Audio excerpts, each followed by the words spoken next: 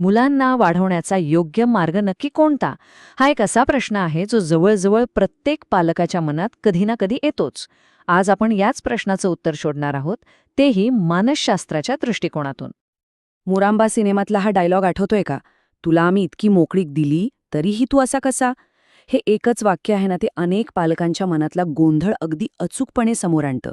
म्हणजे बघा, मुलाला पूर्ण स्वातंत्र्य दिलं तरीही ते मनासारखं का वागत नाही, ही अडचण बऱ्याच जणांना जाणवते.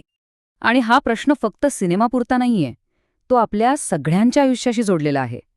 या सगळ्या गोंधळाचं मूळ अनेकदा आपल्या नकळत वापरल्या जाणाऱ्या पालकत्व शैलीत, म्हणजेच आपल्या पेरेंटिंग स्टाईलमध्ये दडलेलं असू शकतं. चला तर मग बघूया मानसशास्त्र याबद्दल नेमकं काय सांगतं. या प्रश्नाचं शास्त्रीय उत्तर शोधण्याचा प्रयत्न सुरू झाला तो साधारण 1960च्या दशकात. डायना बॉम्ब्रेंड नावाच्या एका मानसशास्त्रज्ञाने यावर खूप सखोल संशोधन केलं आणि त्यांच्या याच संशोधनातून पालकत्वाच्या 4 प्रमुख शैली समोर आल्या. विशेष म्हणजे त्या आजही तितक्याच महत्त्वाच्या आहेत. तर ह्या 4 शैली आहेत. पहिली हुकुमशाही, दुसरी मुक्ताचार, तिसरी विश्वासार्ह आणि चौथी निष्काळजी. आता आपण एक एक करून या प्रत्येक शैलीचा मुलांच्या मनावर आणि त्यांच्या भविष्यावर नेमका कसा परिणाम होतो हे समजून घेऊया. चला सुरुवात करूया 2 अगदी टोकाच्या पालकत्व शैलींपासून. एका बाजूला आहे अत्यंत कडक शिस्त, तर दुसऱ्या बाजूला आहे अमर्याद स्वातंत्र्य. बघूया काय होतं ते. पहिली आहे हुकुमशाही शैली, म्हणजे अथॉरिटेरियन. इथे पालकांचा शब्द म्हणजे कायदा असतो. नियम खूप कडक असतात आणि मुलांनी ते काहीही झालं तरी पाळायचेच अशी अपेक्षा असते. यामागचा विचार एकदम सरळ असतो. मी सांगेन तसंच करायचं, जास्त प्रश्न विचारायचे नाहीत. मग विचार करा, अशा वातावरणात वाढलेल्या मुलांवर काय परिणाम होत असेल? जेव्हा मुलांच्या मताला, त्यांच्या भावनांना काहीच किंमत दिली जात नाही, तेव्हा साहजिकच त्यांच्यातला आत्मविश्वास कमी होतो.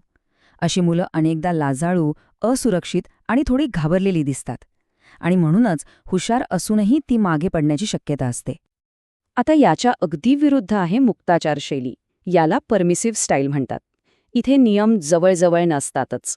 पालक मुलांचे अगदी मित्र बनून राहतात आणि त्यांना नाही म्हणणं शक्यतो टाळतात. मुलांच्या स्वातंत्र्यालाच सगळ्यात जास्त महत्त्व दिलं जातं.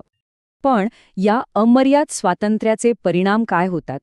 मुलांमध्ये शिस्त आणि स्वतःवर नियंत्रण ठेवण्याची सवय, म्हणजे सेल्फ कंट्रोल, कमी पडतो.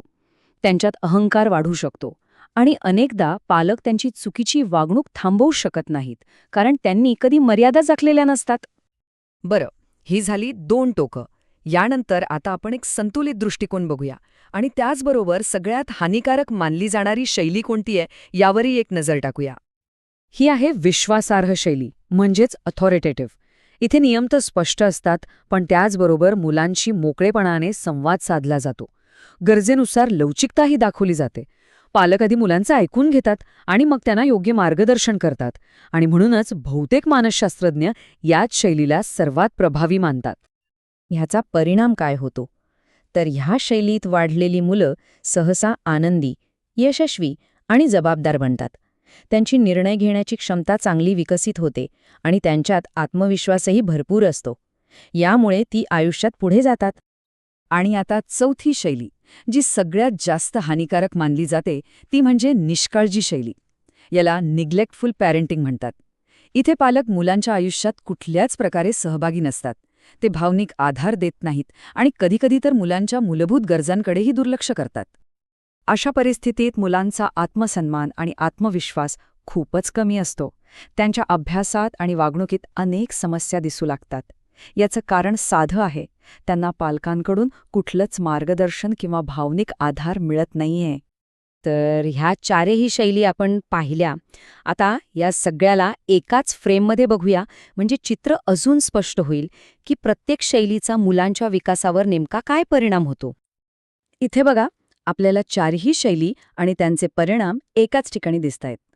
हे अगदी स्पष्ट आहे की हुकुमशाही आणि निष्काळजी शैलीत वाढलेल्या मुलांमध्ये आत्मविश्वास कमी असतो, तर या उलट विश्वासार्ह शैलीत तो सगळ्यात जास्त वाढतो.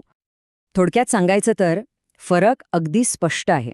एका बाजूला आहेत विश्वासार्ह शैलीत वाढलेली आनंदी आणि सक्षम मुलं, तर दुसऱ्या बाजूला आहेत निष्काळजी शैलीमुळे आयुष्याच्या प्रत्येक टप्प्यावर संघर्ष करणारी मुलं.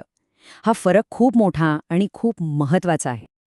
आणि म्हणूनच बहुतेक मानसशास्त्रज्ञ आणि तज्ज्ञ ठामपणे हेच सांगतात की विश्वासार्ह पालकत्व शैली हीच मुलांच्या सर्वांगीण विकासासाठी सर्वोत्तम म्हणजे नंबर 1 आहे.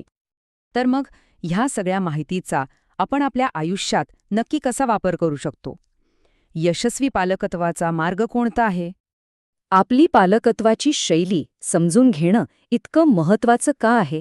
कारण यातूनच आपण मुलांना एक जबाबदार व्यक्ती बनवण्याचा, त्यांच्याशी एक प्रेमळ आणि सकारात्मक नातं जोडण्याचा आणि त्यांना भविष्यातल्या आव्हानांसाठी तयार करण्याचा एक मार्ग शोधू शकतो.